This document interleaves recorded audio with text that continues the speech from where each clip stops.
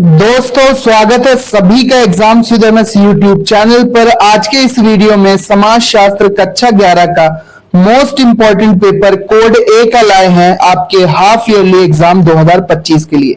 Most important video होने वाला है, वीडियो को एंड तक जरूर देखना।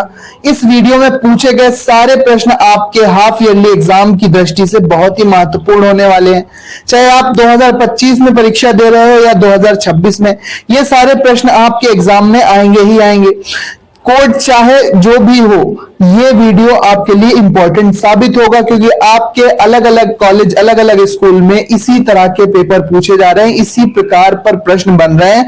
आप इसी पेपर के आधार पर अपनी तैयारी करना।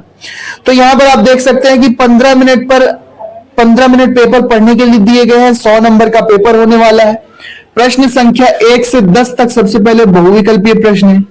इसके बाद प्रश्न संख्या 11 से 18 तक अति लघु उत्तरीय प्रश्न है, जिनका उत्तर आपको 25 शब्दों में देना है। इसके बाद प्रश्न संख्या 19 से 24 तक लघु उत्तरीय है, जिनका उत्तर आपको लगभग 50 शब्दों में देना है। प्रश्न संख्या 25 से 27 तक दीर्घ उत्तरीय या विस्तृत उत्तरीय है, जिनका उत्तर आपको 150 शब्दों में देना।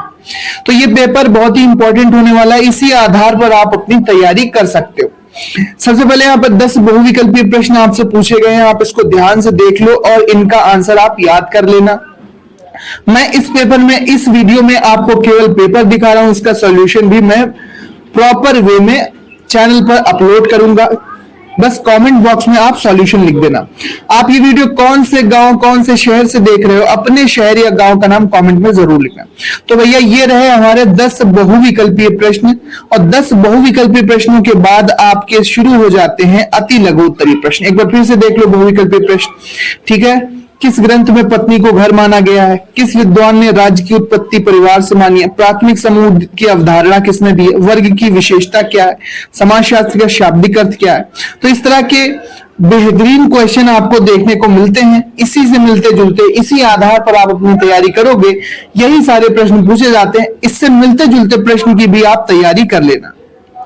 प्रमुख जातियों के विचार निम्न में से किसने दिया? सोशल चेंज नामक पुस्तक के लेखक कौन है? इसके बाद अति लघु उत्तरीय प्रश्न आप देखोगे 3-3 नंबर में पूछे गए हैं। संयुक्त परिवार की 2 विशेषताएं बताइए। केवल एकल विवाह से क्या तात्पर्य है? नातेदारी व्यवस्था की क्या अर्थ है? सामाजिक भूमिका की 2 विशेषताएं लिखो। सामाजिक संरचना की 2 विशेषताएं लिखो। जाति का स्तरीकरण क्या होता है? जाति स्तरीकरण क्या है, इसकी अवधारणा बताइए। इसके बाद अगला प्रश्न आता है, वर्ग स्तरीकरण की अवधारणा क्या है, यह समझाना है। सामाजिक विभेदीकरण से हमारा क्या तात्पर्य? बस आपको इसमें 25-25 शब्दों में 4 से 6 लाइनों में आपको परिभाषा सहित उत्तर देना है। परिभाषा के रूप में अगर आप उत्तर देंगे तो वो ज्यादा बेहतर रहेगा। किसी समाजशास्त्री के अनुसार, किसी वैज्ञानिक के अनुसार, किसी दार्शनिक के अनुसार जो भी परिभाषाएं हैं, आपको 1-2 हर एक परिभाषा की याद होनी चाहिए। जैसे संयुक्त परिवार है तो संयुक्त परिवार के बारे में किस समाजशास्त्री ने क्या कहा है, आप वो परिभाषा लिख देंगे कि इनके अनुसार, ठीक है। नातेदारी व्यवस्था क्या है? नातेदारी व्यवस्था क्या है? सामाजिक भूमिका की 2 विशेषताएं आप हेडिंग डाल के 2-2 लाइनें लिख सकते हैं। सामाजिक संरचना की 2 विशेषताएं हेडिंग डालिए, 2-2 लाइन, 3-3 लाइन आप लिख दोगे। वर्ग स्तरीकरण की परिभाषा, सामाजिक विभेदीकरण की परिभाषा, वर्ड लिमिट का विशेष ध्यान रखना। अति लघु उत्तरीय प्रश्न 25 शब्दों में आंसर करना है। इसके बाद आते हैं लघु उत्तरीय प्रश्न, जिनका आंसर आपको 50 शब्दों में देना है। हर एक प्रश्न 6 नंबर का है। सबसे पहला प्रश्न, समाजशास्त्र तथा मनोविज्ञान में अंतर लिखिए। समाजशास्त्र तथा मनोविज्ञान में अंतर लिखिए। इसके बाद अगला प्रश्न है कि सामाजिक नियंत्रण में राज्य की भूमिका की विवेचना करो। सामाजिक नियंत्रण में राज्य की भूमिका की विवेचना करो। अगला प्रश्न है कि द्वितीयक समूह की 4 विशेषताएं लिखिए। द्वितीयक समूह की 4 विशेषताएं आप लिखेंगे। इसके बाद शक्ति व्यवस्था की संकल्पना क्या है? शक्ति व्यवस्था की संकल्पना क्या है, ये आपको बताना है। इसके बाद जाति तथा वर्ग में अंतर लिखिए कि जाति किसे कहते हैं, वर्ग किसे कहते हैं। हेडिंग डालिए, दोनों में अंतर कर दीजिए। इसके बाद अम्ल वर्षा के प्रभाव बताइए। तो अम्ल वर्षा भी पूछ ली गई है। अम्ल वर्षा के आप प्रभाव बताएंगे इमारतों पे, फसलों पे, समाज पे, प्राणियों पे। इसके बाद दीर्घ उत्तरीय प्रश्न 150 शब्दों में इनका आंसर करना है। 10 नंबर का प्रत्येक प्रश्न। नातेदारी की परिभाषा दीजिए और उसके रूपों का वर्णन करो। तो नातेदारी क्या है, सबसे पहले आप उसकी परिभाषा देंगे, फिर उसके रूपों का वर्णन आप हेडिंग डालते हुए 2 से 3 पेज में आपके 150 शब्दों का आंसर हो जाएगा।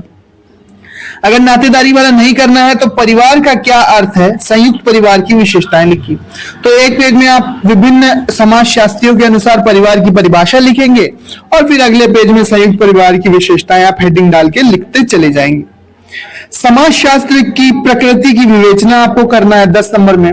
अगर ये विवेचना नहीं करनी आती आपको, या आपको ज्यादा अच्छे से आता है कि सामाजिक परिवर्तन के कारक की व्याख्या करनी है, तो आप दूसरा वाला भी यहां पर आंसर कर सकते हो। यहां पर आप दूसरा वाला आंसर भी कर सकते हो। इसके बाद अगला देखते हैं सामाजिक परिवर्तन के कारकों की व्याख्या के बाद नेक्स्ट क्वेश्चन है 10 नंबर का कि कार्ल मार्क्स के सामाजिक परिवर्तन के सिद्धांत की व्याख्या करो। अब कार्ल मार्क्स कौन थे? समाजशास्त्री थे। इन्होंने जो सामाजिक परिवर्तन का सिद्धांत दिया उसकी आप व्याख्या करेंगे विस्तार में, 150 शब्दों में आप इसकी व्याख्या करेंगे। अगर नहीं आता तो सांस्कृतिक विलंबना के सिद्धांत की व्याख्या कीजिए। कोई एक प्रश्न यहां पर भी आपको अटेम्प्ट करना है, या तो आप कार्ल मार्क्स वाला करेंगे या सांस्कृतिक विलंबना के सिद्धांत की व्याख्या आपको करनी पड़ेगी। तो ये पूरा पेपर है, इजी है, हाफ ईयरली के अकॉर्डिंग सारे इंपॉर्टेंट क्वेश्चन है। मेरे कहने का मतलब था इस तरह के प्रश्न आपके हाफ ईयरली में पूछे जाते हैं। आप इसी तरह के प्रश्नों की लिख कर अगर आप प्रैक्टिस करते हो तो आपके हाफ ईयरली एग्जाम में बहुत ही अच्छे नंबर आएंगे, चाहे वो समाजशास्त्र हो, अंग्रेजी हो, हिंदी हो, अर्थशास्त्र हो या कोई भी शास्त्र हो, यहां पर आपको नागरिक शास्त्र हो, इस तरह के प्रश्न आपके एग्जाम में पूछे जाएंगे। यही पेपर का पैटर्न रहेगा, 10 बहुविकल्पीय। इसके बाद यहां पर आप देख सकते अति लघु उत्तरीय प्रश्न पूछे जाएंगे, 1 2 3 4 5 6 7 8 अति लघु उत्तरीय प्रश्न। इसके बाद 1 2 3 4 5 6 लघु उत्तरीय प्रश्न और यहां पर 3 दीर्घ उत्तरीय प्रश्न आपसे पूछे जाएंगे।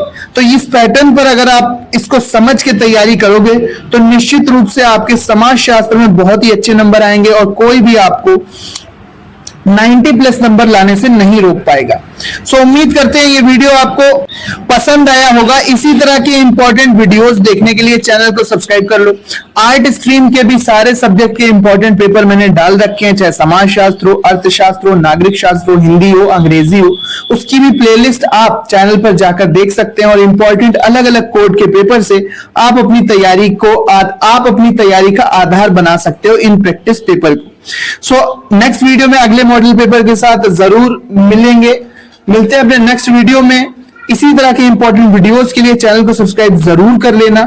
इसका पीडीएफ आपको हमारे टेलीग्राम चैनल पर मिलेगा। टेलीग्राम चैनल का लिंक डिस्क्रिप्शन में दिया हुआ है, आप वहां पर ज्वाइन कर लो। आपको इंपॉर्टेंट क्वेश्चन और important papers, model papers, practice paper वहां पर मिलते रहते हैं। So thank you and bye bye.